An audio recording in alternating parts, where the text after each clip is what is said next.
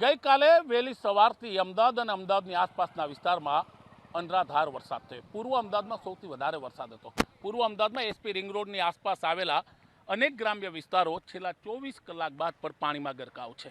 આ અમદાવાદ શહેરનું ગામડી ગામ છે કે જ્યાં છેલ્લા 24 કલાકથી પાણી ભરેલું છે। આ ગામમાં પ્રવેશતાની સાથે જ ગામમાં અંદર સુધી જ્યાં નજર કરો ત્યાં પાણી છે, એટલે કે જળબંબાકારની સ્થિતિ છે। લોકોને મુશ્કેલી છે, લોકોને તકલીફ છે, લોકોને કંઈ પણ ચીજ વસ્તુઓ ખરીદવા જવી હોય તો પણ આવા જ પાણીમાંથી તેઓ પસાર થવા મજબૂર છે।